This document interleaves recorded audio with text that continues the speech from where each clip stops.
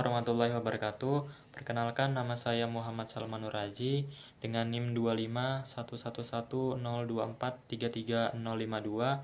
Di video ini saya akan menjelaskan ragam bahasa Indonesia. Ragam bahasa Indonesia salah satunya adalah ragam bahasa ilmiah sebagai dasar penulisan karya ilmiah dan ruang lingkup penggunaannya, serta ciri-ciri bahasa Indonesia sebagai bahasa ragam ilmiah yang mencakup ciri-ciri cendekia, yaitu lugas dan logis, jelas, padat, ringkas, formal, dan objektif. Gagasan bahasa ragam ilmiah sebagai landasan atau tolak ukur yang menggunakan istilah bahasa yang teknis dan konsisten. Ciri-ciri bahasa ragam ilmiah juga disertai dengan contoh-contoh kalimat baik yang sesuai dengan kaidah bahasa. Apa sih pengertian bahasa secara umum? Secara umum, bahasa adalah alat komunikasi antar anggota masyarakat. Sebagai alat komunikasi bahasa digunakan dalam berbagai lingkungan, seperti tingkatan dan kepentingan yang beraneka ragam. Akibatnya muncul berbagai ragam bahasa, misalnya ragam bahasa sastra, ragam bahasa berita, ragam bahasa resmi, ragam bahasa santai, dan ragam bahasa ilmiah. Yang masing-masing dari ragam bahasa tersebut mempunyai kaidah yang berbeda yang harus diikuti dan dipatuhi. Salah satu ragam bahasa yang terdepan dalam ragam bahasa adalah ragam bahasa ilmiah. Pengertian ragam bahasa ilmiah.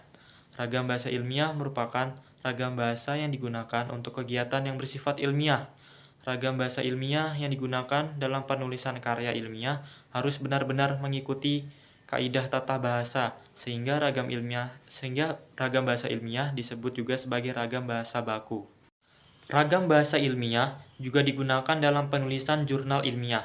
Jurnal ilmiah adalah salah satu jenis cara mempublikasikan pemahaman ilmiah yang memuat karya ilmiah atau bentuk ilmiah yang biasa disebut sebagai artikel ilmiah. Secara singkat, pengertian artikel ilmiah adalah karya tulis lengkap yang menyajikan tulisan mengenai karya ilmiah atau hasil kajian ilmiah, baik yang sekarang atau baru maupun yang sudah lampau. Kesalahan yang sering terjadi dalam pemakaian bahasa dan ragam bahasa meliputi pemilihan kata, struktur kalimat, struktur paragraf, dan penetapan ejaan serta tanda baca. Ciri-ciri dan sifat-sifat ragam bahasa ilmiah yaitu jelas, lugas, tepat, dan formal. Kejelasan dan ketepatan isi dapat diwujudkan dengan menggunakan kata atau istilah yang tepat dan jelas, seperti tidak menggunakan istilah atau kalimat yang berbelit-belit. Kelugasan dan keformalan gaya bahasa dapat diwujudkan dengan kalimat pasif yang tidak emotif dan tidak berlebihan.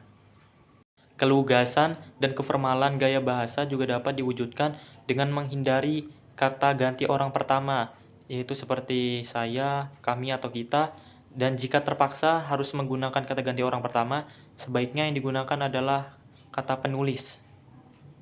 Di awal video tadi saya telah sempat menyinggung beberapa ciri-ciri ragam bahasa ilmiah, yaitu cendekia. Cendekia adalah kita mampu mengungkapkan pemikiran bahasa dengan logis, lalu lugas dan jelas. Kita harus menggunakan bahasa yang memiliki makna luas dan jelas. Itu gagasan.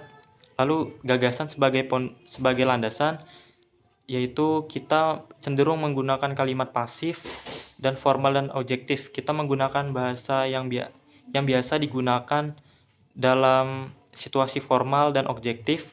Lalu ringkas dan padat, kita menggunakan bahasa yang ringkas tanpa pemborosan kata yang berlebih. Selain ragam bahasa ilmiah, dalam ragam bahasa Indonesia juga mencakup ragam bahasa daerah. Setiap daerah pasti mempunyai bahasa, dialek, ataupun logat asli yang menjadi ciri khas dari suatu suku bangsa tersebut yang melekat pada setiap dirinya. Selain dialek atau logat, bahasa daerah juga menjadi identitas diri pada setiap masing-masing daerahnya. Setelah ragam bahasa daerah, juga ada ragam bahasa formal, ragam bahasa non-formal, ragam bahasa lisan, dan ragam bahasa tulis.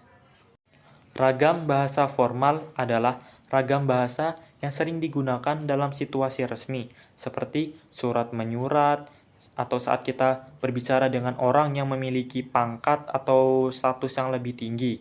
Jadi, bisa dipahami ragam bahasa formal adalah ragam bahasa yang digunakan dalam situasi resmi, contohnya pidato dan karya ilmiah. Lalu ada ragam bahasa nonformal. Ragam bahasa nonformal adalah ragam bahasa yang biasa digunakan dalam situasi tidak resmi, seperti surat pribadi, surat keluarga, dan bisa juga berbentuk dalam lisan. Contohnya saat percakapan sehari-hari. Kemudian ragam bahasa lisan. Ragam bahasa lisan adalah ragam bahasa yang diungkapkan melalui media lisan yang terkait oleh ruang dan waktu sehingga menjadi satu pemahaman. Ragam bahasa lisan cenderung lebih ekspresif karena ragam bahasa lisan tergabung menjadi satu kesatuan dengan mimik wajah, intonasi bicara, dan ragam bahasa tubuh. Kemudian ragam bahasa tulis. Ragam bahasa tulis adalah ragam bahasa yang diungkapkan dengan tulisan dan memanfaatkan media tulis dengan unsur utamanya adalah huruf.